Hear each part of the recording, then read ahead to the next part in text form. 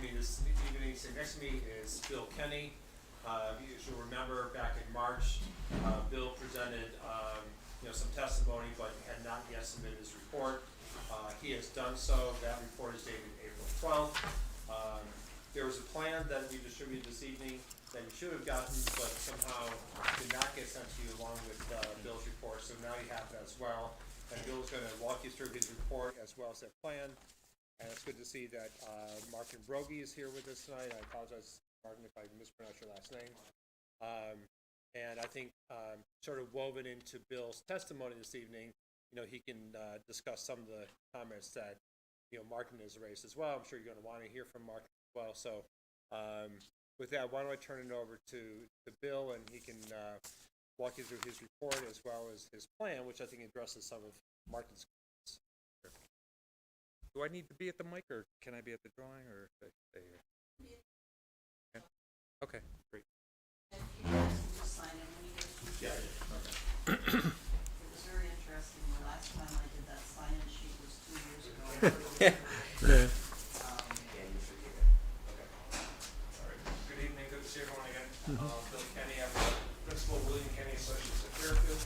I'm a professional wetland scientist, soil scientist, and landscape architect. And gave a brief presentation to you at the last meeting. And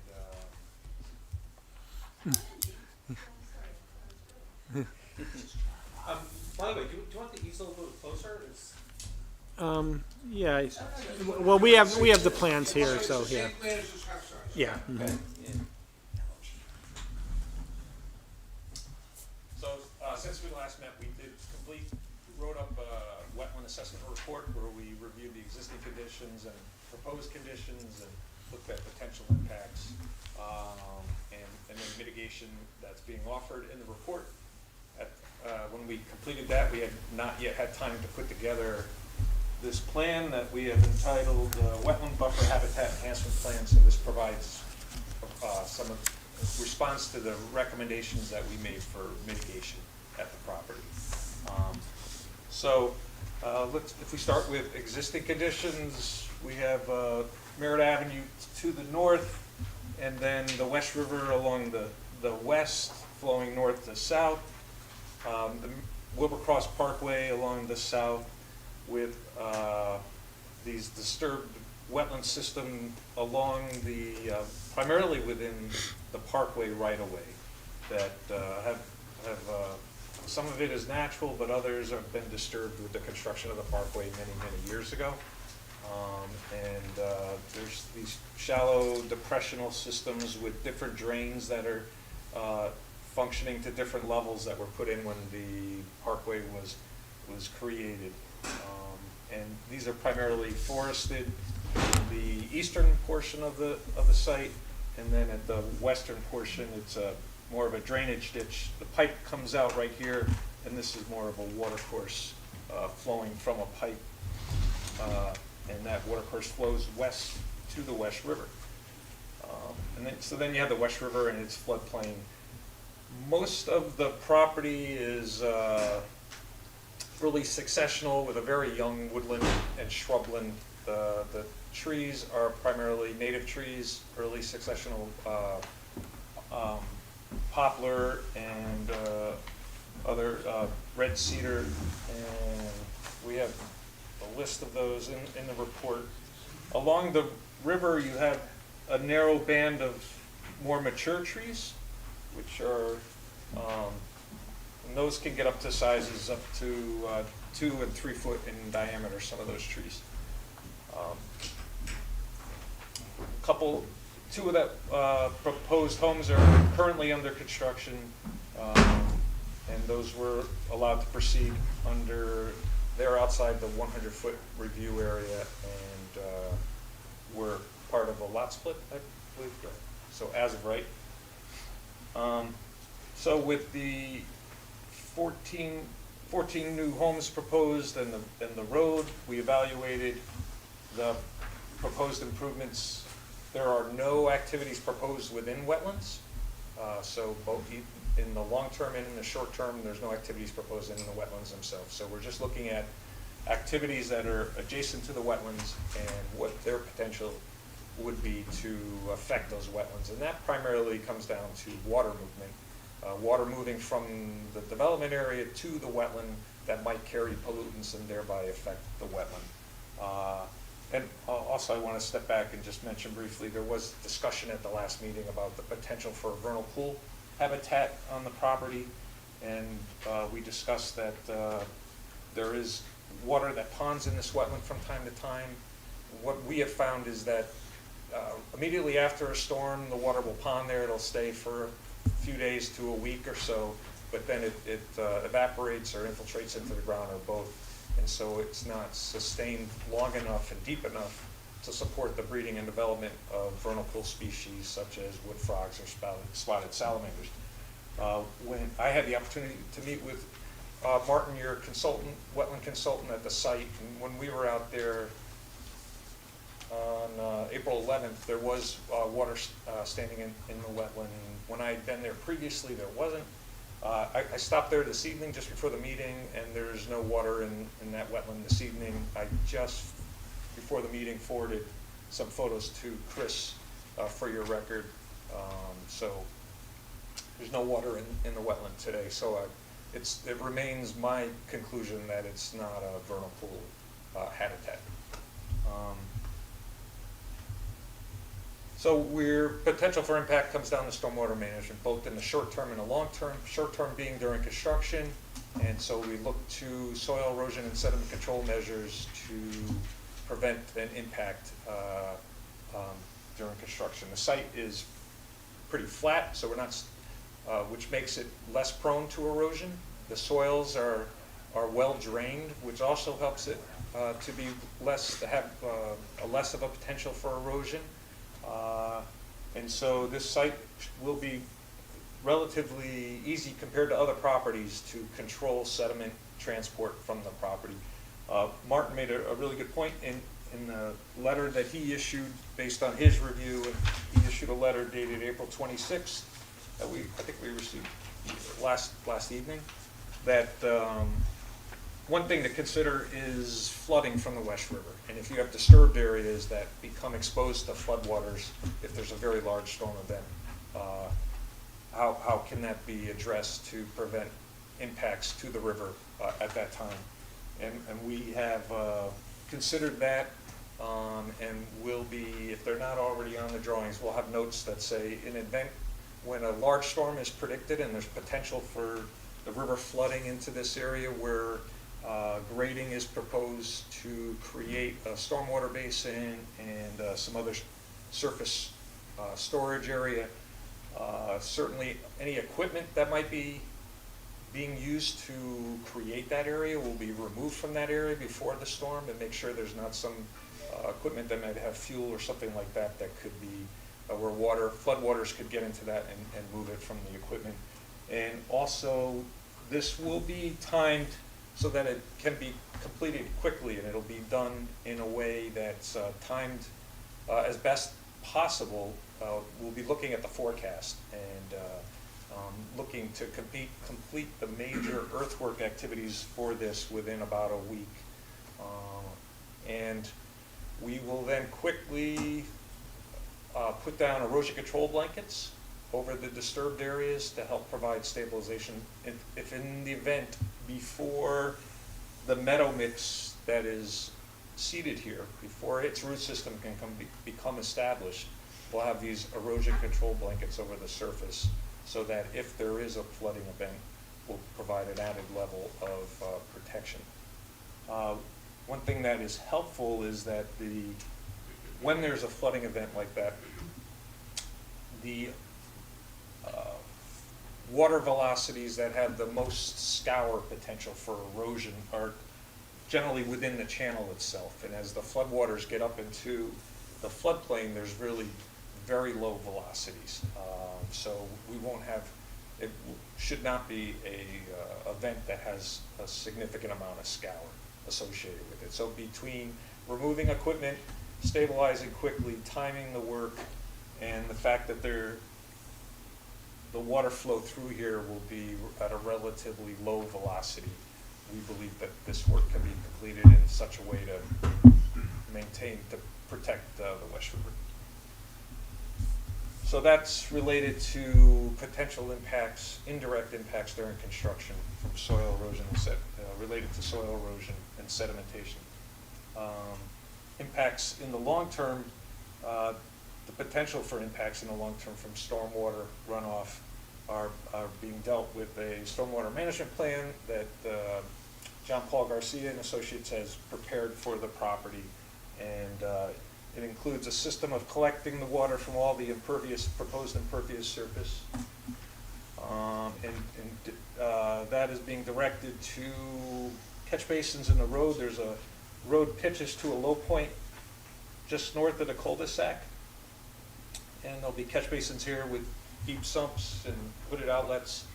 That water will then discharge to the proposed stormwater basin. This basin will be vegetated with native plant material, primarily a meadow mix. We have added a wide arrangement of assortment, diversity of native shrubs.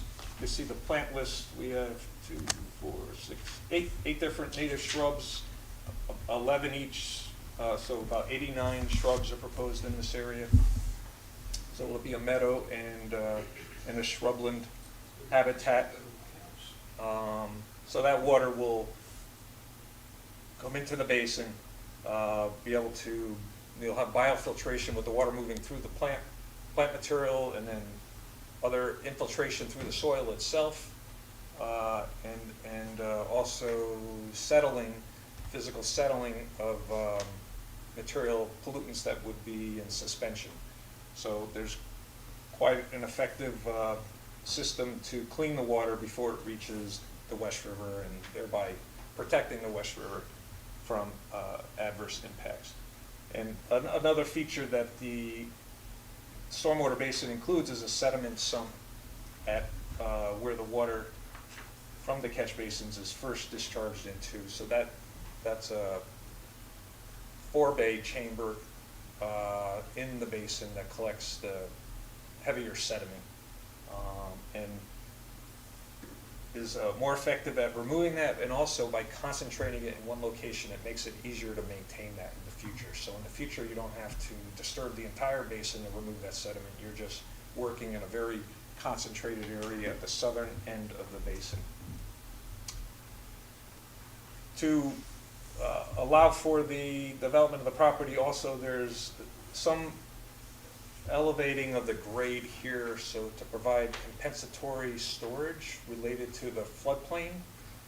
There is a lowering of the grade through this area to offset a slight increase in the grade in where the homes are proposed. So just south of the basin, there is a lowering of the grade, so that area will be temporarily disturbed. And again, we're going to seed that area with a wildflower meadow mix, plant native trees and native shrubs, and we're proposing 16 trees, 9 different species, and then there'll be the seed mix has a wide variety of species as well.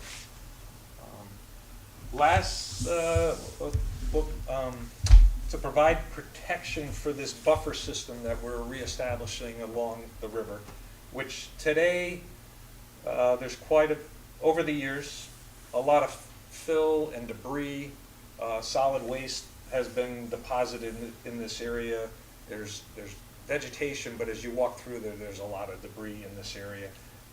So that debris will be removed with this work, and the planting will be done. And then at the end, right along the border of this system and the development between those two features, we're going to construct a split rail fence so that the residents of this area can see that there's a well-defined physical feature separating the ornamental landscape from the naturalized landscape. The developer of the property will continue to be the owner. These dwellings will be rentals. The people living here will not own the individual homes. Which there's a benefit to that, because then you have one person who is taking care of the maintenance of the property, and you don't have 14 or 28 different homeowners, which often leads to more violations of some of these conservation areas where people are dumping in them and stuff like that. So it'll be professionally maintained by one company, the entire parcel, and they'll be well aware of the areas that are intended for environmental protection and should be protected and not violated. Similar to what we've done on the west side with the demarcation and the fencing, some fencing is also proposed along the east side where the development is closer to the wetlands that are primarily off-site. And near Lot 9, we're proposing to also add additional native shrubs in here where Lot 9 is closer to the off-site wetland. But there's much more separation between Lot 14 and 13. But the fence will extend from Lot 9 through the northern end of Lot 14.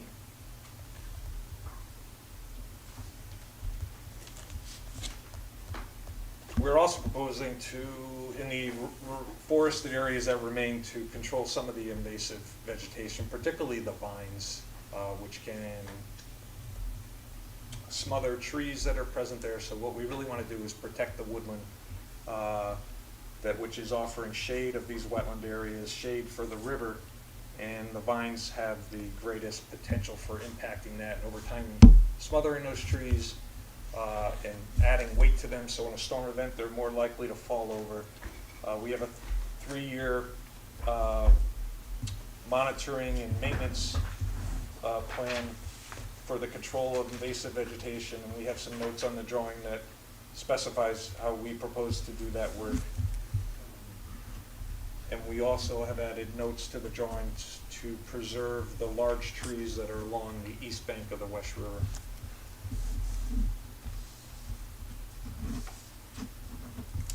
In Martin's comment letter, I went through and just numbered based on my breakdown of his, what I saw as some of his primary comments, beginning on page 2, and I could just walk through that quickly with you now. The first paragraph, he asked for some additional information on our assessment of the wetland functions. We were pleased to provide supplemental information with regard to that. The second paragraph on that page deals with the additional visits and with regard to the question of whether there's a vernal pool habitat. So we like I said, I was able to visit the site today. I'd like to get maybe Martin's input after I finish the presentation to see what he thinks about how much more visits are needed, but I certainly feel comfortable with what I'm seeing out there and the determination that wetland is not a vernal pool habitat. Third paragraph asking for this plan. So this plan has been provided. Also in that paragraph he asked for the 3-year monitoring. We do have 3-year monitoring proposed. Pleased to modify the specifics of that if Martin has some ideas with regard to that. He asked for, in the 4th paragraph, wildlife-friendly shrubs. We have proposed those with our plan. And the next paragraph asked to preserve the mature trees along the river, which we are indicating on this drawing. The next paragraph, there was 2 comments about the flooding and the detention basin. One has to do with when the river floods, and you may have floodwaters from the river entering the basin. How might that affect how it functions? From a water quality perspective, with water quality, you look at the smaller frequent storms, what are commonly called the first flush. So storms that generally are 1 inch in size or less. When those storms are occurring, the river will not flood into the floodplain. It takes storms much bigger than that to flood into the floodplain. And those storms are 90% of your storms or more. And those are really the storms that are driving how the quality of the river, how this site affects the quality of the river. So we will be collecting all that water, more than 90% of the storms, and running it through this basin and cleaning that water before it makes it to the West River. And that'll be occurring during events that do not flood this basin and impact the functioning of that basin. So when our basin is functioning for its primary benefit, we won't have to be competing with floodwaters from the West River. So I think that we're fine with the basin where it is located with that. When and maybe JP later you could discuss if you have any comments about the flood. Okay. And then the next comment was dealing with this basin during construction, and we talked about that. And then on the last page, page 4, removing invasives to foster healthy growth of native trees along the river. And again, we've added notes regarding that. So with that, be pleased to answer any questions that you might have. One of the comments that we got from Deep after their engineer reviewed the flood detention compensatory storage area was on the elevations. I don't know whether this is a question for you or John Paul, but yeah, John Paul. But was there any change in this plan that reflects those comments? Not to jump ahead, but it sort of goes together. Yeah, they had asked us to increase the compensatory storage, so that's what we did down here. We increased compensatory storage, and we brought it up a little bit, and so now you have a heck of a lot more storage than we had previously. Yeah, and did you revise the plans? No, the intent was, if you remember when we talked about this, most of the review comments we've received are relatively minor in nature, and rather than having 4 or 5 sets It'll be a of final overlapping one. review, we'll make one. Okay. For an example, Martin pointed out that there was typos in the elevations at the bottom of the pond. We knew about those from Jim Preddy's review. Right. And that stuff all has to be corrected. So we're gonna produce one final set With that a- will include, It'll be all of cumulative, that- basically, yeah, okay. and one revision comment, because like I said, most of the review comments we received are minor and innocuous. And, you know, it prevents having overlapping plans. It's nothing that details any substance to it. Like I said, Deep's comments were, they just wanted to make sure that you had sufficient storage and that it was at a sufficient elevation that you weren't having an issue. And so that's what we showed here, and that's what he's planting. Okay, I just want to be sure that what we're looking at now reflects what will be This on the plan, final this plans. was a revised C3, which I submitted, which contained most of those comments. We will then submit, like, Martin wanted a plan for construction during a possible heavy event or something. We're modifying the erosion controls to include blankets, reinforced mat in the basin, and a sequence of construction so that if we get a significant storm event, we know how to handle it. And that was one of his, so we'll make that change to our erosion control plan. Okay. And then we'll incorporate his comments, Jim Preddy's comments, and anybody else's comments, and to one final set for distribution and review. Can I ask a Sure. question on that exact topic? But John Paul, if we don't see now what the contours are or the size of that overflow area, what if it has to change for you to... See, there's what's gonna be. Let me finish asking my question. How do you know it's going to remain that way if you haven't even calculated it to conform with the state's request to increase that area or account for it? So we don't see on the map. I did, that's why I said, this was modified to increase, and those calculations were provided, I think they're somewhere around, and to increase this overflow area. Yes, so you said you still haven't done that? No, that's remains been done on C3 on this plan. You're looking at the plan now. Right, okay, then I misunderstood you. I thought you said that there was more work to be done on the plan to conform it with the state's request. No, All right. no, there are a number of small changes that are being asked for. Change the typos. No, forget that. I only want to talk about the DEEP request that you received. Tell me, what do you know DEEP asked you to do in connection with the plan we're looking at now? List for me the things. Sure, let me get the, Thanks. because I want the plan to reflect the final development proposal before we consider it for a vote or the like. It could change things, so I would feel better if we knew what remained to be done with the plan, so I could feel comfortable knowing that the footprint of any component of the project will not be changing. John, do you have those? Do we have we could give to Jean Paul? Yep. I should have printed it, but. We might have it here, John Paul. Do we have the deep, I'm looking for that. thank you. I have his C3 plan that he revised, but I do know that plan was revised prior to the receipt of the comments from Deep. That's right, and that's exactly what I'm getting at, is the deep comments came in subsequent to the plan that's being presented to us now.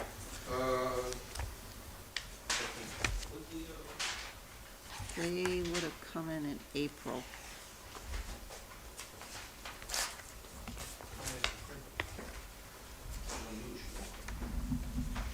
Wait a minute.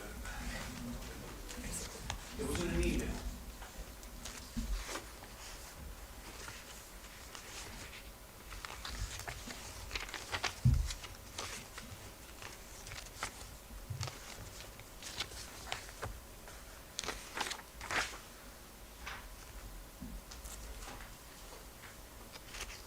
I have it. Can I read it? If it makes it easier for Jean Paul, maybe you can hand him your phone and he can read from. It says, the fill calculations appear to be rudimentary and are not very well labeled, but it appears he's just multiplying the average depth of fill on each parcel with the approximate area of fill on each parcel, which is a valid way to calculate cuts and fills. It says they estimate an overall fill of 273 cubic yards. And then claiming new storage in the detention overflow space south of the basin is 264 cubic yards. So this is less storage volume that is being filled. So they're saying there is a 9-yard difference between the fill and the detention, the overflow storage. It says also the overflow area invert is an elevation of 79, and much of this area is already elevation 79, and some of it at 78. So not sure if it counts for new storage. It would have to be deeper or wider to the east. And that's what this is, I don't think she was reading it correctly, because the top of the basin is at 82 and 81, which accounts for that storage. The overflow is at 79, though. The emergency spillway, I think, The is what they're emergency talking spillway, about. so we're gonna raise that a foot. You know, that's why I'm saying what they're asking for doesn't require any changes to the plan, it just requires changing in elevation. John Paul, are you suggesting that the state was operating under a misconception or an error when it was reviewing your plan? Well, I'll tell you.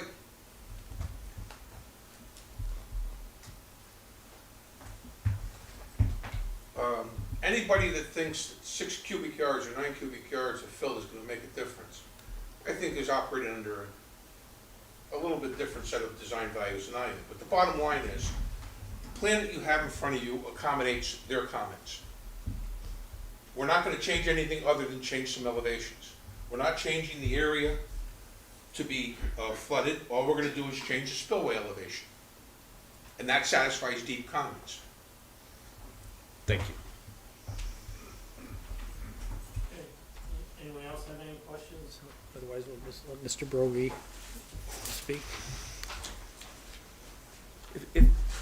If I had questions, Mr. Chairman, for Mr. Kenny, could I ask them after we hear from Mr. Brogy? Sure, yeah, that's for sure. Thank you. Mhm, okay. Martin, do you want to make any comments about your comments and their responses to them? I think that Bill did a nice job kind of going through my report and responding appropriately. I think it would be nice to get, some more information on the specific functions and values of the wetlands that are out there in terms of how they may be impacted by the development. Just some more details there, which I think Bill acknowledged. It's just really more for documentation for the record, As far as the vernal pool comments that he made, I think those are very good. Again, we're just looking for some more documentation. I think I agree with where it's headed, but for the record, I think it would be nice to have the record more complete on the issue of the vernal pools, but I think it's pretty clear which direction it's going in. It's really more for documentation. I like I've just had a chance to look at the plan, the landscaping plan that's been developed. I think it's a good-looking plan. I like the riparian corridor between the split rail fence and the river itself with the native plantings and so forth, and the meadow mix and cleaning the area up. It is a mess in there with invasives and a lot of solid waste, as Bill said. A couple things come to mind while I'm sitting here, and I might as well give these guys a heads up. The split rail fence is going to, and the grading, it looks like, might prohibit some access to the detention basin, and typically we like to see access to the forebay so it can be maintained, so sediment can be pulled out of it on a regular basis. And maybe somehow it can provide a roadway or some way to get a machine in there or something small to remove the sediment from the forebay on a regularly maintained schedule. That's something that's pretty common. And then as far as the 3-year monitoring and maintenance plan, it's good for them to report back to the commission, maybe biannually, spring and fall, to just have a quick written report in terms of the survivorship of the plants and any inventory of invasives that might be coming back, just to report to the commission that the plan is working and being effective. That's about it. I have one question again on they're taking credit for infiltration in the detention basin, and I know that the bottom of the basin right now is at 76 feet, and the top is at 80, so it's a 4-foot deep basin essentially. On my way here too, I also stopped by the site, and there's 2 standpipes there, and I measured depth to water at standpipe TP2, and it was 4.3 feet, below grade. So we've got water just below the bottom of that basin. And it's springtime, so water is up, but it's still not, quite in the basin. We might have the basin might be wet at some points during the year, but I don't think it would necessarily impact storage, but it might have some impact on infiltration, and that's something to take a look at. For the record, I don't think, I have to go back and reread the drainage report, but I don't think we took credit for infiltration in the design of the basin. That was one of the things that Don Ballou beat into us with a heavy bat, is that, that's a safety factor. I read it today, and you did, and it was it was a On this one we did? yeah, Okay. it was a conservative number. It was a conservative number according to the report, but you did take credit We for normally it. So don't. The reason you may have done it here is because it's all sand and gravel. yeah, a It's lot. extremely porous Yeah, sand and gravel. yeah, a lot of folks don't. Yeah, most of the time we don't. Okay. It's a matter of course. Yeah, so it's just something to look at. But in terms of depth of water, there, it looks good in accordance And with the we've been design. monitoring it also. And it's been static since we were out there with Chris, and it's been pretty much static, about 6 inches to a foot below the bottom of the basin. Super. Yeah, and the sand and gravel will be like that. And that's really all I have. I was, I had a lot of thought about, the flooding of the river, and looking out there. Even in the high water of the spring, it doesn't seem to really be overtopping the banks, but I'm sure in extreme events it might. But several years apart. Yeah, I don't think that's as big a concern as I thought it may have been earlier on. So, and I think these guys addressed it properly. Like I say, it's a good plan, but reporting back to the commission and access to the forebay come to mind tonight. One of the questions I had, and this is just from a lay standpoint, in the compensatory storage basin area, are the plantings that they propose appropriate for that area? If it's gonna get wet occasionally or whatever, I was just curious if your opinion on that, so. Yeah, the species that were selected will tolerate a variety of conditions. And will also provide shade along the river. They won't have any impact in the storage capacity in those areas at all. I think they're well selected. Okay. Yeah, and frankly, I was kind of impressed with your wetlands plan here, so appreciate that, so. And the last question, I guess, the trail that's going to run along the river, is that going to be gravelled, paved, just dirt, or is there any detail on that, how it's going to be handled? The Conservation Commission canceled the last meeting because they wanted to see what the Inland Wetlands Commission reports were Okay. before they made a decision. my suggestion is to have no gravel trail, just a trail, just a path through in grass. But we're gonna meet on the 19th, I think, of May. Okay. All right. We usually put wood chips on Excuse those me. type of trails. You need to sign it, and be recognized by the chair.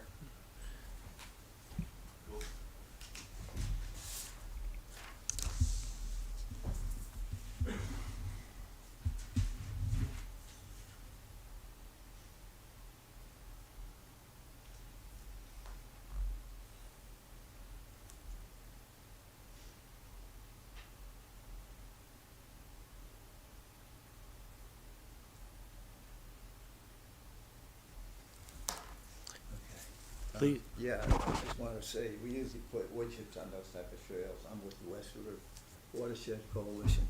Also, I'd like to ask a couple of questions if I may. Are you into? Yeah. We're Well, not into yeah, public comment. yeah, we'll get to that in a few Okay. minutes, All right, and let me just finish with the applicant's presentation and our comments. No, it's no problem. There'll be time for that in a short time. Okay, anybody else have questions of the applicant or Mr. Kenny? We can ask questions throughout the course of the night if we Sure, wanted to. yeah, we'll do it that way. So, okay. Thank you. Mr. Brogy, are you all set with? I am, thank you. Okay. John, do you want to have anything you want to add at this point? No, we don't. I think the one thing that maybe, Bill didn't report on it, maybe John Paul glossed over, but Martin's report on page 2, paragraph 1, 2, 3, 4, 5, 6, we're happy to comply with his recommendation there as well. And so I just want to make that clear to the record. You said Okay. the plan should identify? I'm sorry? You said the plan should identify paragraph? No, Oh, site development plans? the site development plans is how will flood scenarios impact the functionality Thanks. and as John Paul said, emergency flood control plans should be included. So, I mean, I think the goal would be to, Martin had indicated he wanted to supplement the functions and values analysis with a little more narrative, which we're happy to do. I think the vernal pool issue is now been put to bed. There was a request about having a process for removing sediment from the forebay. Martin coming back during those 3 years and reporting committee. We're happy with all of those. Okay. John Paul wants to clean up some typos and other things in the plans. So I think we can come back to you next time with all those things in one tidy, neat package that we can close the hearing at that point, and then you can consider, with the set of plans and the narratives and everything else, having a final set, before you to consider. Okay. The only last issue that I had before, I'll let somebody else talk is, if the current owner plans to rent out the houses there and is responsible for maintenance of the detention basin and split rail fence and all that kind of thing, I guess my only concern is there's nothing that would then prevent a sell-off of individual lots later. So I think we need to give some thought to how, in the event that ownership is not common of the entire subdivision, how that would be handled, and how you would want to handle that, because there. I think we could do a homeowners association, and the owner the owner of all those parcels would be,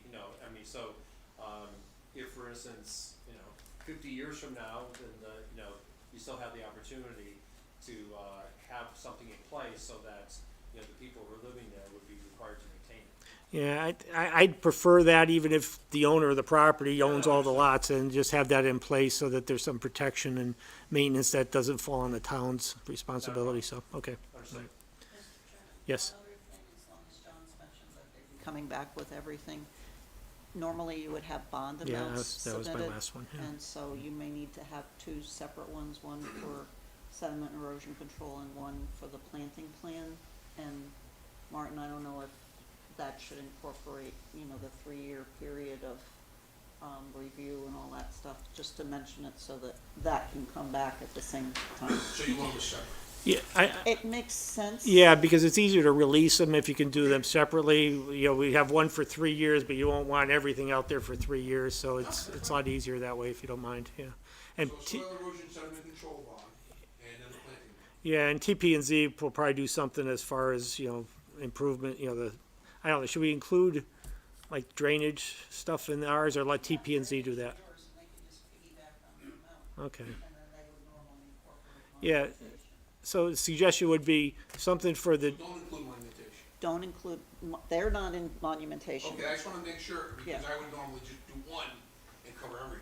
Yeah, I Yeah. mean, you can set an amount for how much it would be, but Okay. that's not their bailiwick. yeah, if we could do something for the drainage improvements, something for the 3-year thing, and then the wetlands planting bond, if you could break it up into separate bonds, I think it makes more sense.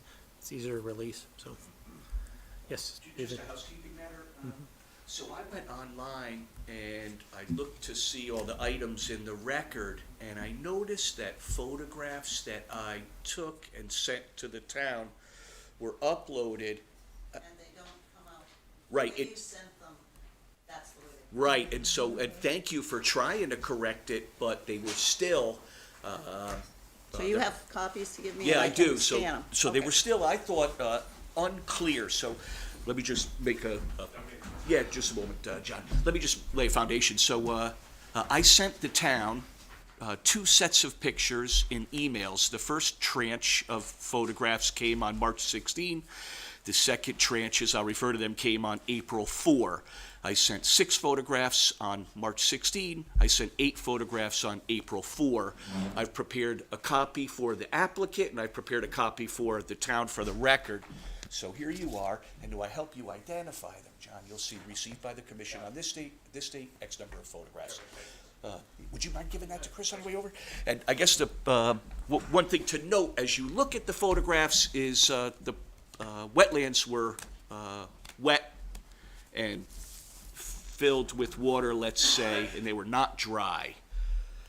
And that supplements photographs already in the record from the commission's expert depicting the grounds wet there on the date of that visit too. But the principal point is I wanted the record to be clear about what the pictures were and what they're depicting, and I think I've done that. Thank you.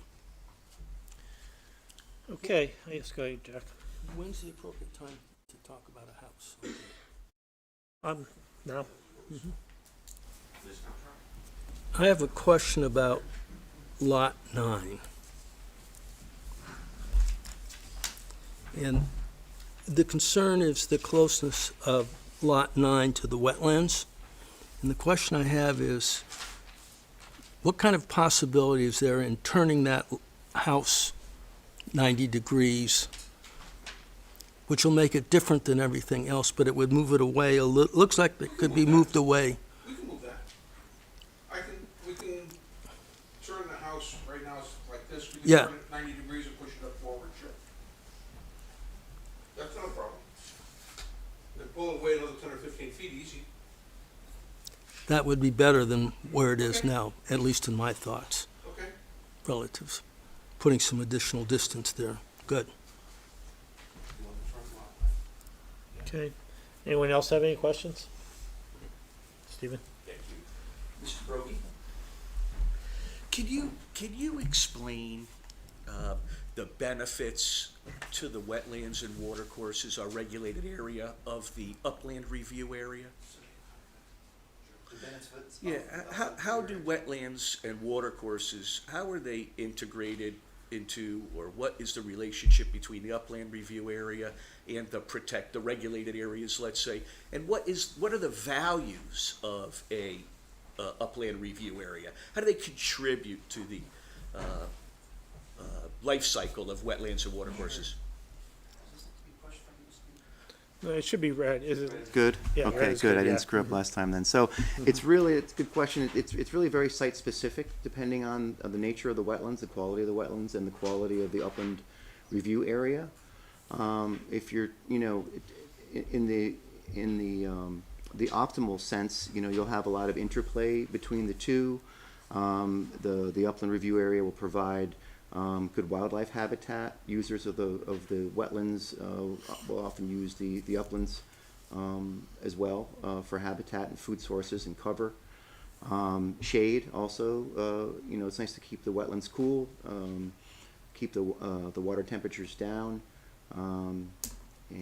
So the upland review area typically provides, good shade for the adjacent wetlands. And it mostly provides cover for wildlife species, in terms of a visual buffer from lights and traffic and human activities and so forth. Keeps the wetlands, buffered from human activity quite often in an optimal setting.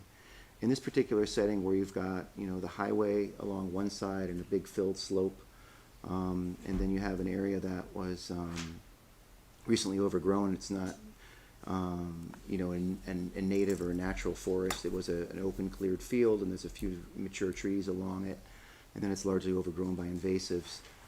It's not typically, especially the wetlands along the bottom of the slope, they're not typically high quality, and the adjacent upland review area is not very high quality either in those circumstances. In the south.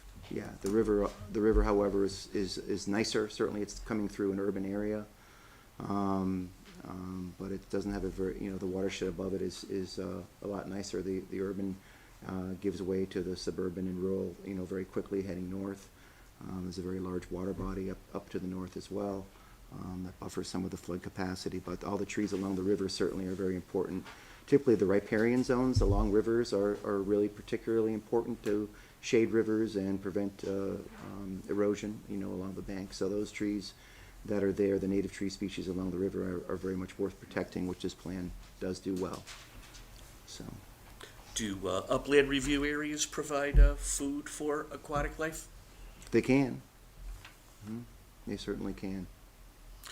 Do they insulate fish and wildlife in wetlands from human activities? They do in this case, and along the West River, they certainly do. I don't think there's any in fish activity in the small pools along the south side of the project.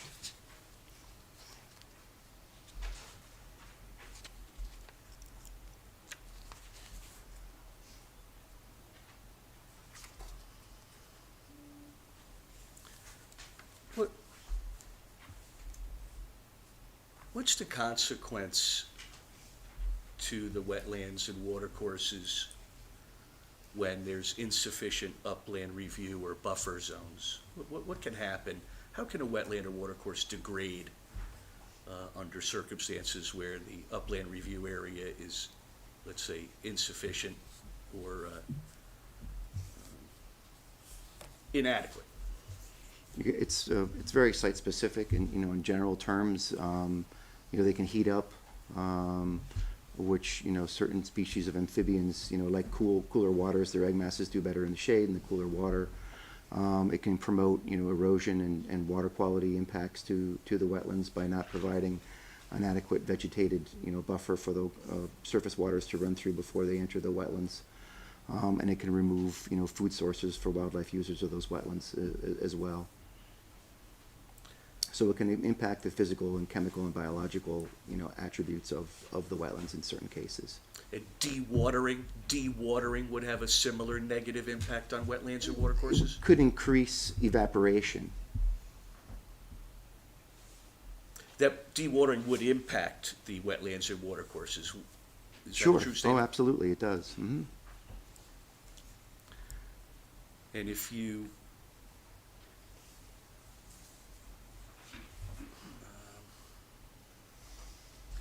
tell me, there's been some suggestion about going back out to the property in connection with some investigation about vernal pools. What will that do you intend to do that? Is there any intention to further investigate the existence or non-existence of a vernal pool or vernal pools on the property? Not by me. I think Bill might go out there again, or at least pull together the documentation that he has on it. Thank you. With regard to the hydrology and any evidence of egg masses or amphibians that he may or may not have observed out there. Thank you. Tell me, in your expert opinion, is it too late to perform an investigation concerning the breeding of amphibians or obligate species there? No, I found a spotted salamander egg mass yesterday. At the property? No, a different one. Thank you. You're welcome. Will you continue to be available to us? Sure. Yeah, thanks. A couple more questions. Relative to the planting around the houses, the light green area is going to be grass. Will there be any shrubbery in terms of landscaping? And what's the landscape plan around the houses specifically? That has not been developed yet, so what we did is we just had a placeholder and identified it as lawn or other plantings. Okay. Will that be included at some point in time? For the record, this is Mr. Massimino who will own the property, and his comment was that we will probably do low plantings around the house, wood chips and that kind of thing, but you're not gonna have trees or anything like that. No. I'm just grass and, Yeah, it's gonna be low plantings, shelter, foundation plantings. okay, I apologize. okay. And that'll show up on a plan at some point in time? There's no intention to, because, we can if you'd like. We can prepare, but for something like this, we normally don't. Or we could do a planting for one unit that would. And do typical as. That would be We great. can show that as part of this plan here. Yeah, perfect. And one other question about the bank along the West River. Is that sufficient as it is now? Does it need any additional work to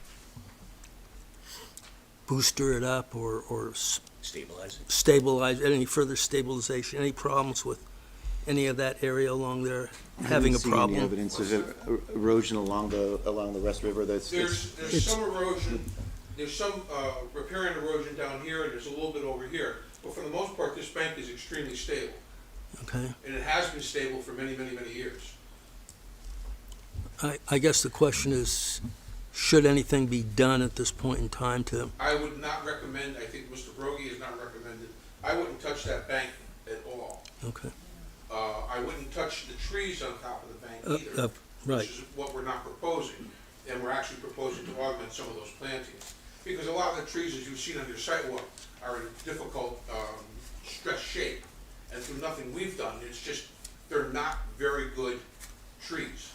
There's some dead cottonwoods, and that kind of thing. But I wouldn't recommend touching that bank at all. The plan is to remove the invasive species from along those trees, which will help. I think I had a comment in my report also about taking a look at the health of the trees and maybe calling out some dead ones to promote the viability of the remaining trees along that. You don't want them falling into the river, or Right. falling back and creating erosion. So I think that's worth doing. I'm done. Okay. Good. Thank you. He's done. Are you done, Jack? I'm done. Thank you. Yeah, a couple of other things. Have we heard back, Mr. Kenny, have we heard back from DEEP on the endangered species or the inventory yet? I know you sent a request. I haven't seen a follow-up. Yeah, there was a report back that there are no, let me see if I've got it here. But we did receive a response back from DEEP. Could you provide that so that could become a part of the record? It's in there. Is it? I didn't notice that. I know there was a, I think Mr. Kenny's report indicated he made the request, and I never saw anything afterward relative to that.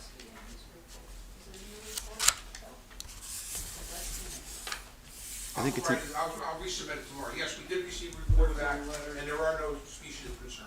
Thanks. They issued a letter of no conflict that was dated March 25th. Okay. And then, Mr. Kenny, I have great respect for you, and you enjoy an excellent reputation in your industry. However, I was a little concerned when I saw your wetland functions analysis on pages 6 and 7 of your report. Because it seems, it's incredulous to me. It's hard for me to believe. Now, you're the expert, and I'm just a layperson, but it's hard for me to believe that we could alter the existing conditions out there to the extent that are proposed, and for you to say that there will be no change in the impacts to the wetlands or watercourses. So, for instance, we're going to disturb more than 2 acres of the property and clear cut the vegetation there. And you say that that won't have any effect on the export of detritus to the wetlands or watercourses. Well, if the same level of detritus is expected to reach the watercourses, where's it going to come from? So I had a problem as I looked at this. I was wondering, is this credible? And it made me concerned that other things in the report might cause me to wonder what is going on here. So, and there are other matters too. So, the modification of the groundwater discharge.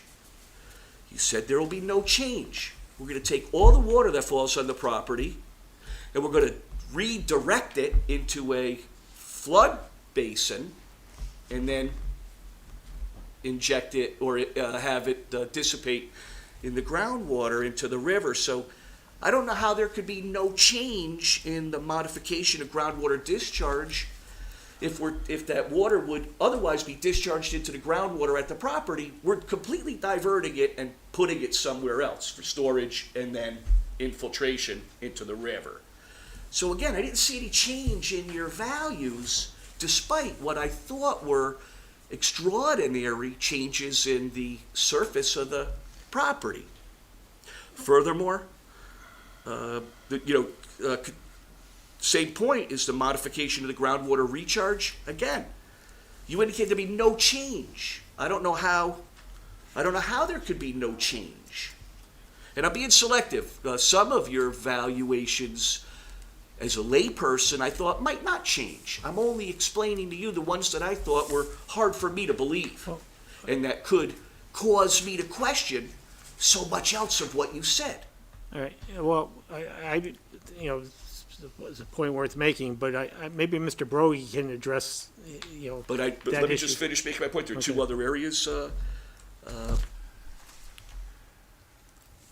The modification of water quality. So if we have the wetland in the south and east, or the south, both of them that are directly discharged into from the Merritt Parkway, we no longer have surface flows or groundwater in those wetland areas, that's got to impact the water quality there if we're not diluting the discharge from a highway with fresh water from overland flows or groundwater. So I thought that was hard to believe, that there'd be no change in the quality of the water, either coming out of the wetlands or going into the wetlands or in the wetlands.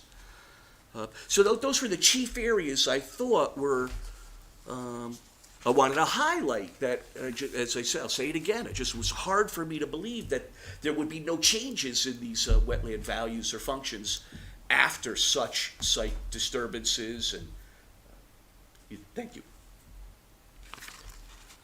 I guess what I'd be curious as to Mr. Brogy, as to your opinion on those issues, rather even before Mr. Kenny addresses them, if you have some comments on that. It's a good point, and I thought the same thing.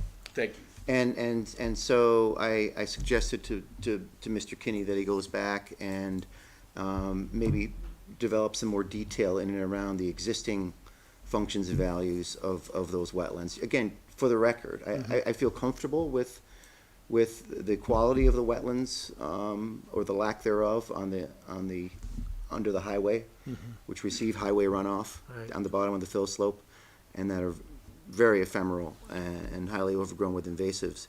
And so I feel, just for the record, the existing functions and values, could be, further developed and discussed in further detail, which I think Mr. Kinney's planning on doing. you know, as far as my opinion on the, you know, the hydrology of the site, you know, there's two, you know, primary wetland systems on the site. We've got the small ephemeral pools on the south, and then we have the West River, and they're very, very different. And you know, I think we're paying a lot of attention to water quality on the West River, and water quantity on the West River, which I think the project does. The plantings along the riparian corridor are excellent. We're removing invasive species in that area. That's very, very good. I feel comfortable with the level of protection afforded to the West River.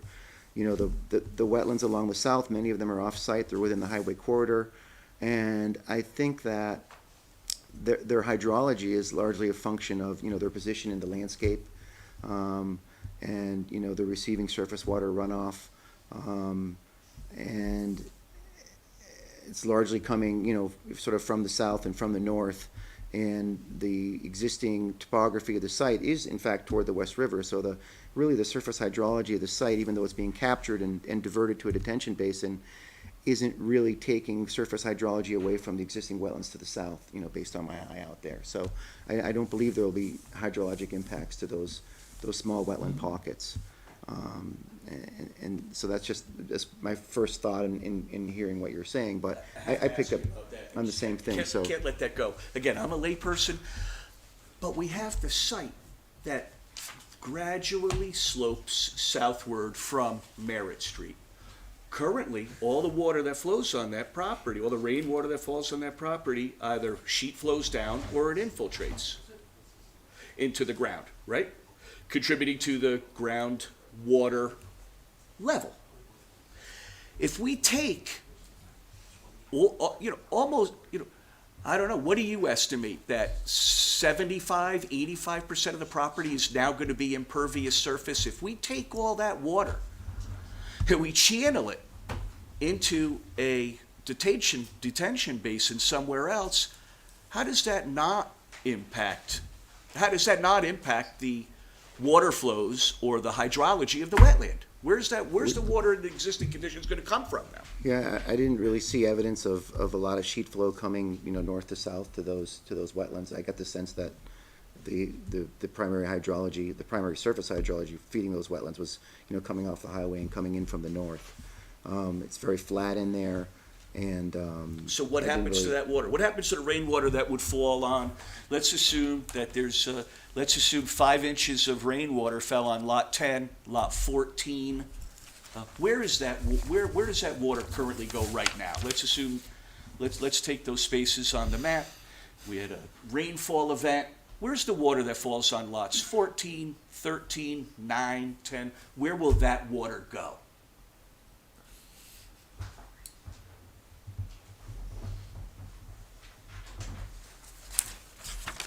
Under current conditions.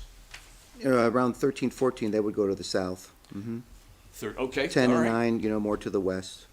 Okay, despite the fact that the contours of the ground show that it gradually slopes to the south and the west? Yes. But you get the point I'm making, right? Yeah, I still think that there's going to be grassed lawn there, and I'm not sure what all the roof leaders are doing, but there's still going to be some overland flow to the south in that area. Right. I guess there will be some. That's right, Yeah. because there's a small amount of an upland review area, a buffer area that's not going to be impervious surface. That will, some of that rainwater indeed will reach the south, but certainly will be greatly reduced flows or volumes. Right? I don't think it'll be greatly reduced. They'll be reduced? That's not my. There's going to be some reduction. Yeah. Thank There'll you. be some reduction. Thank you. Yeah, Mr. Chairman? Yes. I guess I have to object to the tone. I mean, right now you got 4 experts. 2 from our team, 2 from the town, and still, I get the feeling that until Commissioner Sosensky gets an answer that he wants, we could bring 20 experts, and he'll badger them. I just think that this is, I think the tone of your questioning, on the one hand, you admit that you're a layperson. On the second hand, you say that Mr. Kenny enjoys a wonderful reputation, and then you come dangerously close to impugning his integrity and claiming that his veracity is in question because you don't buy into his functions and values analysis and thereby undermines his entire report. I think it's improper, I think it's unfair, I think it's an unfair characterization of Mr. Kenny. You have your own expert who supported Mr. Kenny's conclusions. We're happy to supply some additional functions and values. I think that, Martin had asked for the same question in frankly a proper and gentlemanly and reasonable way. And we're happy to provide that, but I'm not gonna have these guys get badgered, until we can get an answer to those gotcha moments, including on things that aren't within your jurisdiction. You don't regulate animals. You regulate wetlands. To the extent that those species can have an impact on wetlands, then you can regulate them. But, I think that we've frankly gone above and beyond in terms of what we've been trying to provide in terms of the design, and we're happy to come back before you next month with all the things that we discussed. But I think, we can do this in a proper tone, in a respectful tone. That's what we try to do. Can I answer that, Mr. Chairman? Sure. Yeah, thank you. So, I appreciate what you said. However, I don't see anything wrong with a probative discussion on the findings of our experts, and I believe it's within my discretion to choose to believe an expert's testimony or not. Actually, you can't- Hang on a second, let me just finish. You And don't have that ability.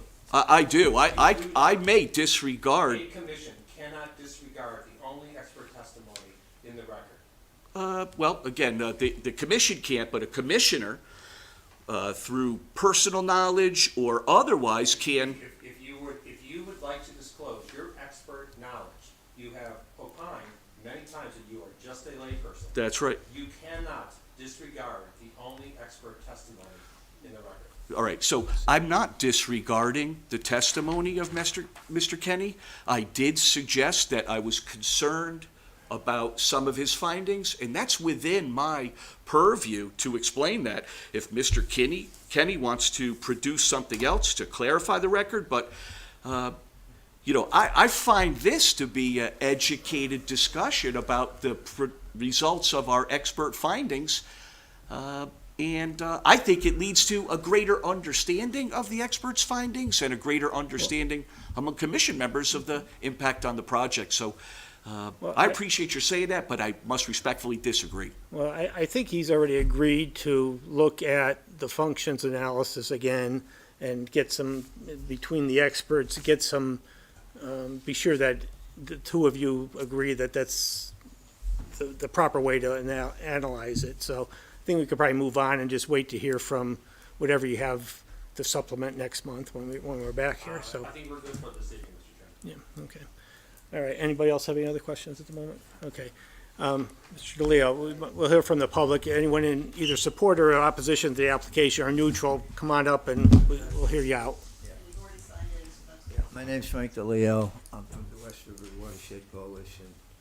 I was also on the committee for when we worked on removing the Poundley Dam. At any rate, I just have a few questions about the area, the 100-foot. Can you point out one of that could point out that 100-foot review area on the map? And where, what, yeah, okay. 4.3. So, and it goes around, doesn't it? Around to the other? Yes, it does. Yeah. I'm sorry, I thought you were asking about the West River. So lots 5, 6, 7, 8, 9, 13, and 14 are within that area? The structures that are shown on yes, for those Am I lots. correct? Yes. Yeah, and yeah, there, yeah, within that area, right? All these lots are within that area, right? Correct. Especially lots 14 and 13, which we have the high water table, and the studies have shown that that's an area that floods. There are other studies that have shown that. The Cardinal Engineering study from, I believe it was 2012. Have any alternate studies been done, seeing as how those homes, those lots are in that area, with a high water table, and it's been a flood problem in past times? and it still exists, a flood problem in that area.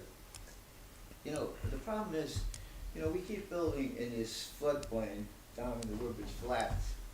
And what happens is, as we build more and more, the properties that are already there get affected. And that's what the people in the area are concerned with. You know, we're putting more and more structures into this floodplain, and we're burning up all the impervious surface. And I understand all the experts and how they come to the conclusions that we're not gonna do any harm. But over the years, we've seen more and more flooding in that area, just from the intensive building. And it's also been stated in some studies that have gone on. So, you know, as a concerned residents and other residents in that area, you know, we're kind of concerned that the density of this project is just overdone, especially with all those properties that I just mentioned being in that review area, which may not be the best area for them to be going. I mean, is it really a standard procedure to build properties in that 100-foot review area? Could somebody answer that question? It is, yes, I'll answer the question. Sure. So the upland review area indicates the area, if you're doing work within that area, whether you're depositing or removing material, you are required to submit an application to the Wetland Commission to confirm that there's not gonna be any harm to any resource area, wetland or water course. That upland review area is just that, it is a review area, it's not a prohibition area. But it's close enough to the wetlands where something detrimental could occur from some activity in that I can tell you area. that there are currently four experts have opined that there will be no negative impact to the wetlands from that construction. See, Mr. Leo, the Wetlands Agency, as opposed to perhaps TP&Z, our review is restricted to what impact the activity will have on the wetlands itself. We can only regulate the upland area if there's or restrict activity in the upland area if there's a negative impact to the wetlands. So, But you know, people are gonna be washing their cars there, there's gonna be all sorts of detergents going into, eventually they end up in the West River. well, And you know, we're stewards of the river. You know, yeah, being an under the organization plan that's that they've worshipful. proposed, you know, all that type of runoff, especially if it's on impervious surfaces, goes into the detention basin eventually through the catch basin. So there'll be some, you know, And mitigation. catch basins end up in the West River. and- Well, it goes into the basin first and then to the extent, and then it infiltrates into the ground, so. Well, this is the concern, No, because we do have, you know, I think Deep will tell you, the West River in that area is probably A-type water, which is good. No, that particular portion is Well, it's big, The but upper nevertheless, it's pretty. the upper portion of the river is A, and when it hits down in that area, it becomes water quality B, which is Exactly. why what the commission has been doing, or the agency has been doing, is protecting what goes in it so that there is no further degradation of the water quality that is there. And if I could ask a question of you, just, you mentioned that 14 and 13, the lots 14 and 13 were the areas that typically flood. Where does that water come from that floods that area? Does it just come off the highway and collect there? Some of it comes off the or- highway, some of it is just the high water table in that area. And that's what the study says from Cardinal Engineering. This is not me talking, this is the study from Cardinal Engineering. It's just the high water table that occurs in the spring, and it's been years after year that this happens. You know, And maybe it's- not this year, but there's some years when it's really bad here, and the people are having trouble in their basements in that area.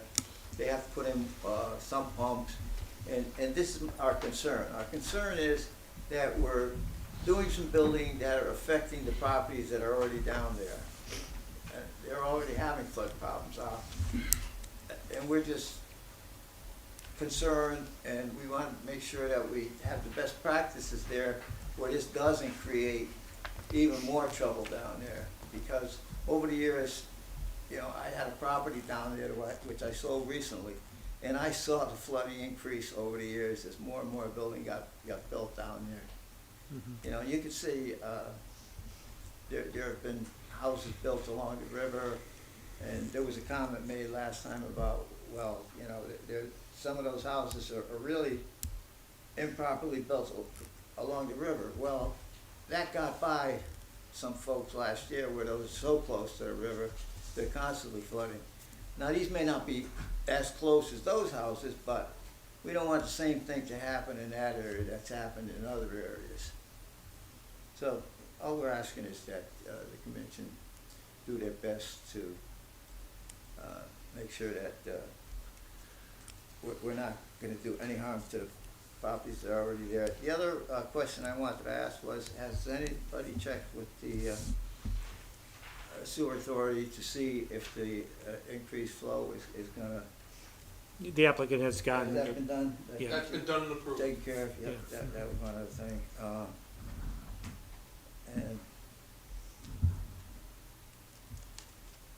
At any rate, there was a mention of, were there any alternate plans that were possibly considered before this, of the completely 14 buildings were...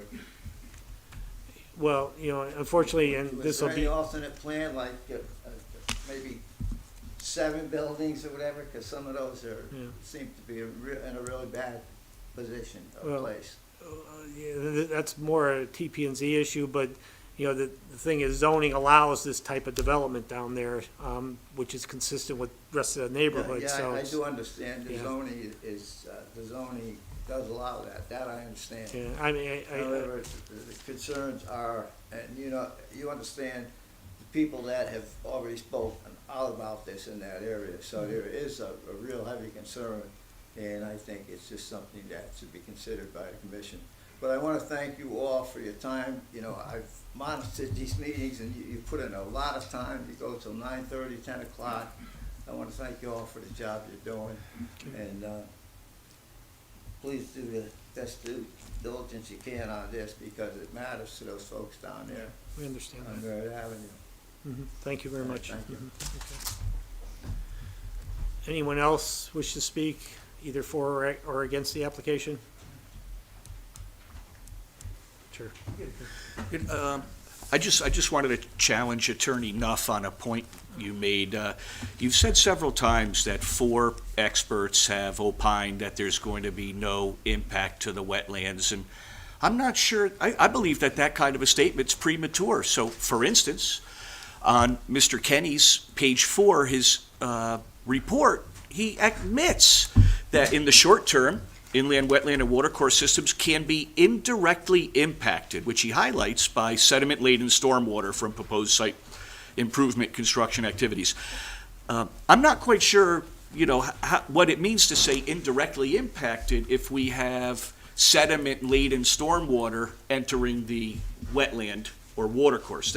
That would seem to me to be a direct impact. So, and then to couple that with the fact that Mr. Kenny has already agreed to revisit his wetland functions and values, again, I believe it's still an open question on whether or not there are impacts to the wetlands and watercourses here. So I sense that you're annoyed, but that's not going to change the course of the proceeding or my my inquiry into Okay, the well, they've project. agreed that they're gonna look at it and come Thanks. back next month, so, I think we'll be able to put that issue to bed after that, so.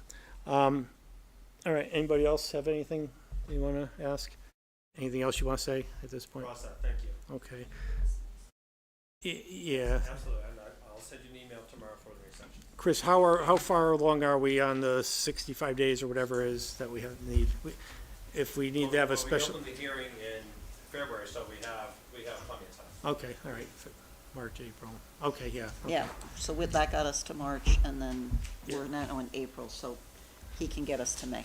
Right, and it's the end of, our May meeting will be the third Wednesday, so we should be fine. Okay, I Yeah. just want to be sure before We're everybody in a left, regular so. meeting, regular week, we're not into a strange week. Oh, so third Third, Wednesday in May? Yes. Yeah. mhm, Yeah. I wanna Okay. say it's the 18th, but I don't have a calendar on me. You want a copy, that large-scale copy from the record? Or Not just- at this point, it's easier just to put this in here, because you're gonna give, you're gonna Yeah, give us a clean final set. set, and No then problem. that way I've only got one final set in there, if that makes sense. Okay, so therefore, we will be continuing the public hearing till next month. Thank you, everybody. Okay. Thank you. Thank you, everybody. Yep, thank you. Okay. Yeah, thank you. Okay. Jack, you gotta take over because I can't be here for the next one, so, yeah. Where are we? We'll move on. 49 Rimmon Road? New You- business? You gotta take over on that. I gotta leave. I'm-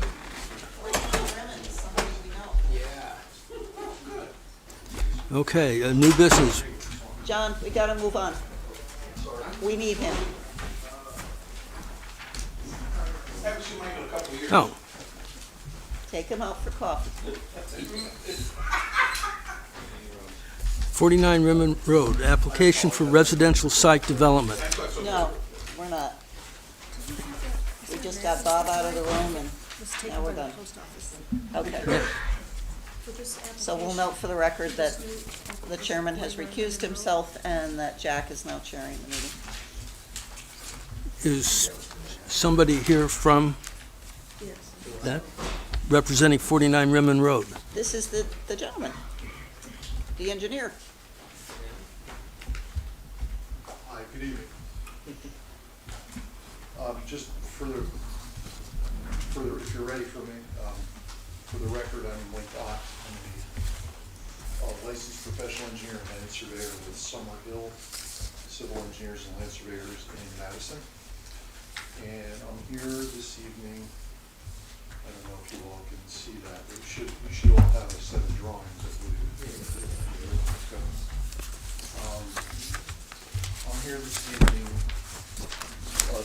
on behalf of the applicant Diana Blythe. This is the Blythe property at 49, the street address is 49 Rimmon Road, but it also has frontage on Johnson Road. And the proposal is to divide this property. It's about a 6-acre total land parcel. If you look at the location map in the upper left-hand corner of the drawing set, you'll see an outline of the entire parcel, and then you'll see the outline of this particular lot that we're showing. So the plan is to go to your Planning and Zoning Commission, or I'm not sure what you call it. the first split, I think. I'm sorry, yes, so it's a division by right, and I apologize, I'm not familiar with the town's procedures. In some towns, they want to see, kind of administratively, they want to see it. It sounds like That's me. Woodbridge, that's you, okay. So, The only thing I need you to do, just so you know, is to add the address, talk to the assessor about what the address for parcel B will be. okay, So just so that you know, this has already gone to the zoning board of appeals because there are two existing outbuildings which would be on this. They're accessory buildings. They need to be accessory to a primary use. So they received a variance to allow those two accessory buildings to exist until the permanent house is built, which has been represented will be built within a year. So it. No, those two are gonna remain. What's gonna get built is the house. And then the house will become the primary use of the property to which those two outbuildings will be the accessory use. So there's a barn and then there's a well shed. And those are gonna become the accessory uses to the new house which will be built. Okay? so that's the plan, ultimately, is to divide, or, divide the property. And the lot that will get created is depicted on the plan that you have. And yep, and the act, correct. Yes. Yes, so The- this is the north, this So would be when- the northeast corner If you of look the at the- whole 6-acre parcel. So if you look at the locator map up in the corner, it shows you the whole property, which includes the existing Blythe residence. So you see the, with the area of the entire 6-acre parcel with the black dot in it? Yes. That's this lot that you're seeing on this plan. Right. Yep, So this is the proposed house? Correct. That house doesn't exist yet? correct, Doesn't exist yet. yeah, I see. yep. Thank you. Alright. So this is, so this is the Johnson Road frontage of the entire 6-acre parcel, a portion of the Johnson Road frontage. So the proposal, the reason we're here before you tonight is we have a portion of the driveway, some driveway construction and some grading and a foundation drain outlet pipe within the 100-foot upland review area. The 100-foot upland review area is shown on the drawing. I can't remember if yours are in color, but on mine it's this blue dashed line, but it should be labeled, even if it is black and white, it's labeled 100-foot upland review area. So you can see, again, we have a portion of the driveway, some grading, and the foundation drain outlet pipe Finally got the from wetlands down the here. house, the proposed house. So those are the activities within the 100-foot upland review area. A portion of the 100-foot upland review area had long been a garden, and a portion of it is I don't know if you've been to the site, is kind of a scrub brush and some trees area. The wetland is down in this lower northeast corner of the lot. You can see the wetland flags with the dark triangles on them. Richard Snarsky from New England Environmental Services delineated the wetland boundary. The wetland is really a pocket wetland. There's a depression formed by the height of Johnson Road, you know, the road fill when the road was built, as well as there's a nice stone wall along the boundary, and all of that forms a depression and allows surface water to stand there. There's a relatively shallow groundwater table also, so it is a wetland. It's a pocket wetland. It's not connected to another wetland system. There are wetlands across, I should say, not directly connected on the surface, but there's another wetland system across the street, across Johnson Road. I'm sorry, this direction to the east, across Johnson Road. So it's really a relatively, as you can see, a relatively small pocket wetland in that northeast corner. We've done soil testing on the site with the health district, with Quinnipiac Valley. The sanitarian that was out tells me the soils are typical of Woodbridge in this area. They're relatively compact at a shallow depth. So at times during the year, we have a perched water table. We have water running on top of a compact layer. The real water table is down a bit deeper. So that, all of that forces our leaching field up in fill, and that's part of the reason for the grading. We've got to get a portion of the driveway is over the leaching field, and we have to get the driveway up and high enough over the top of the leaching field, and then grade, kind of grade down. We did a lot of testing. As you can see, you'll see those little black squares.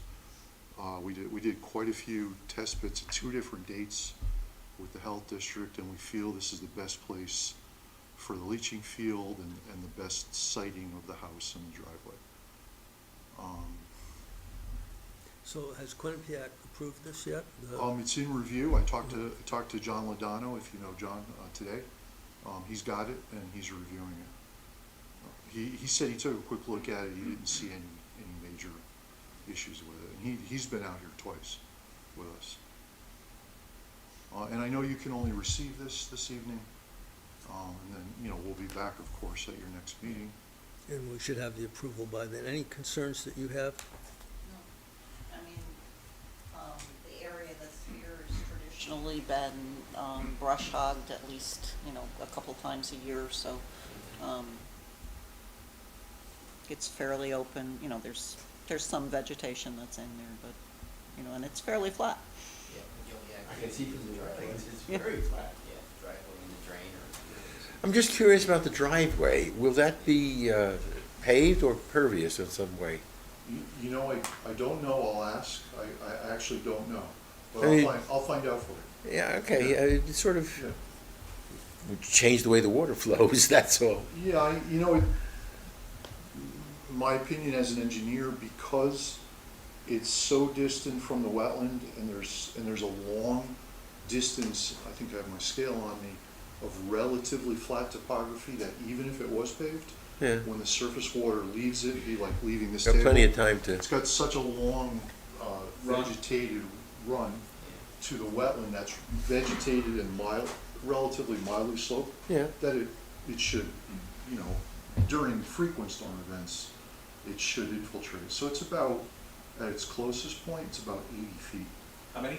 80 80? at its closest, yeah. Yeah. So at its furthest, it's 120-ish.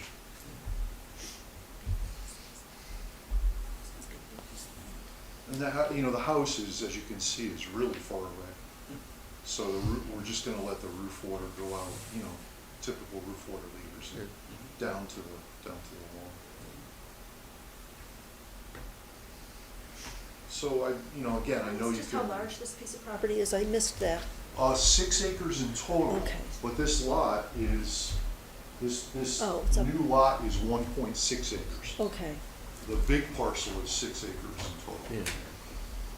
thank you. Yeah. 1.6 acres. Any other questions?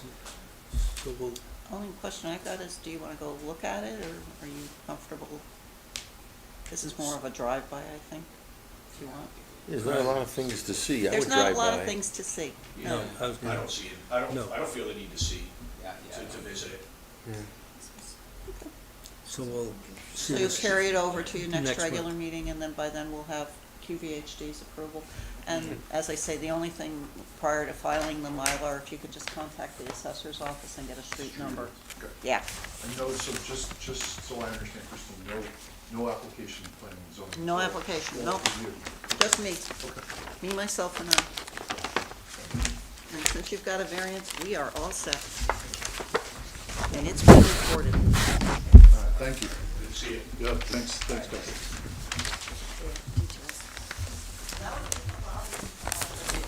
In the hallway. Tony can come in. Okay. He may be taking a snooze, I don't know.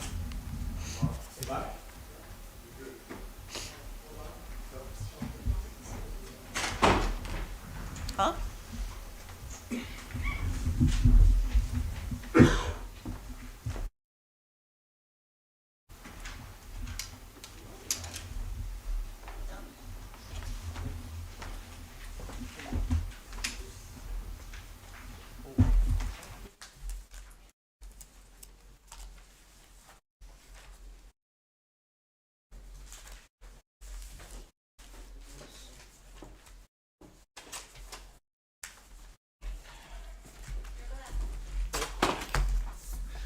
All right, resuming the agenda.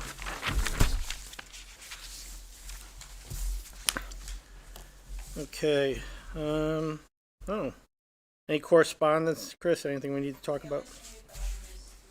Notices from the state that they've gotten and issued pesticide application permits for 3 different ponds in town, which we normally get. It's out of our jurisdiction, but we get it as a matter of record.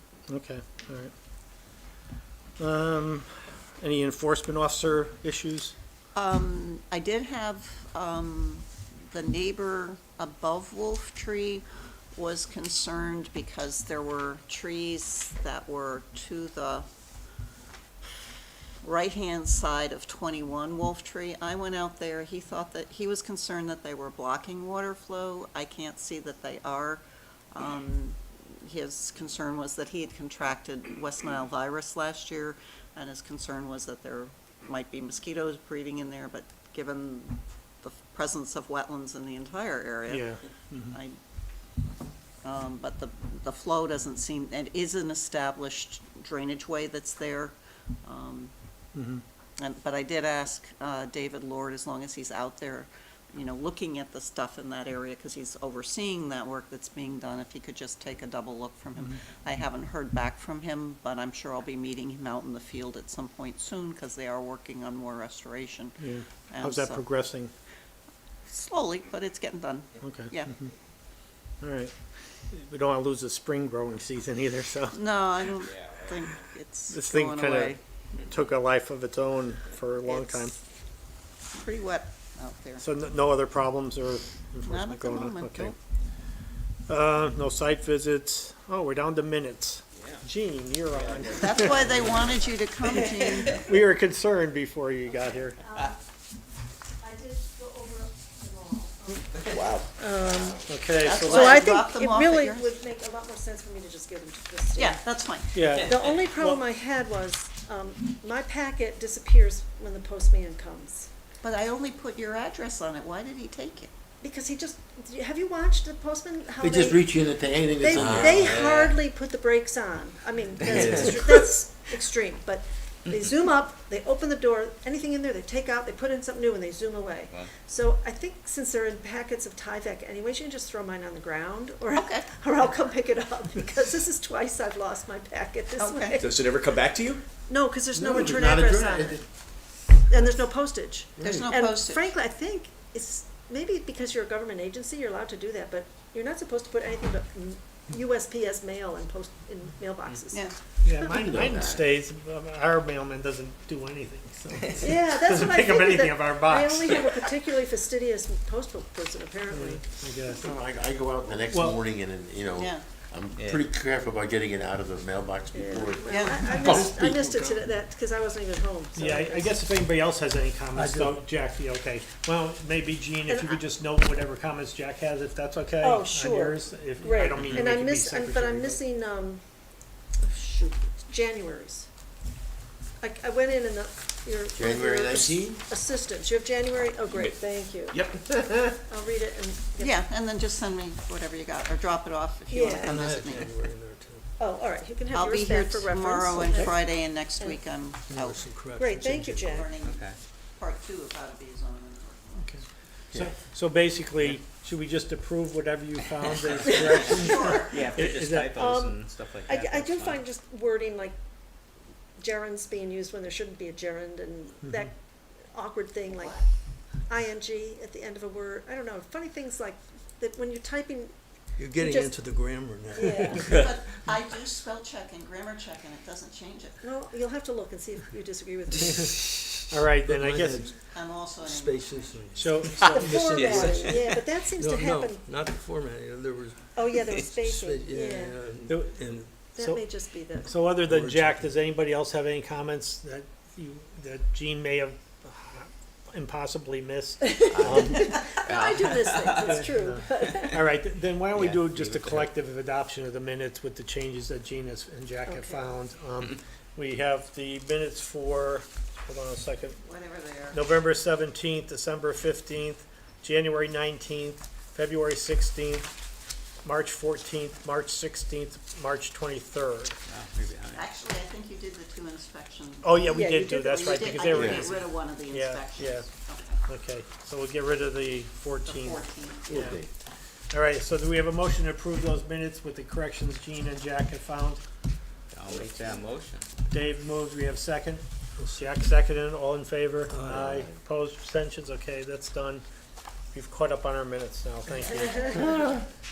We do have, Mr. Chairman, we do have a, audio recording of all the meetings Yes. too, correct? Yeah, video, well, it's the Or video audio? The video, yeah, with the Thank sound, yeah. Video comes with sound. Yeah, so The it's, video comes with sound. Yeah. If you go Audio, to the video. TV channels. WG, YouTube- yeah, I've done YouTube that. Site, It's there. Thanks. And Dave Bixler, if you're listening, always say hello. Usually David still watches the meeting. She still watches these. Anyway, anybody else have anything else they want to say? Yeah, I know. I know, yeah, That's we haven't true opened too. it I don't yet. think we'll be able to get them back though anyway. But, anyway, does anyone have anything else we need to discuss tonight? I will not be able to attend the next two meetings. Okay, Uh-oh. May and June, okay. That's Yeah. why we're having our dinner in July instead, so. You Next be Circus- traveling? Yes, California and Alaska. Oh, wow. Alaska, okay. wow, how exciting. Yeah, Have a that's great trip if we don't Yeah, talk. it was Yeah, delayed have a from nice, last year, trip. so, That's great. Oh, good. Delayed from last, yeah, Yeah. be sweeter. hopefully. All right, anything else anybody wants to bring up? Otherwise, do we have a motion to adjourn? I'll make a motion to adjourn. Jack moved, we have a second? Dave seconded, all in favor? Aye. Opposed, abstentions? We're done, 9:11. Thank you, everybody.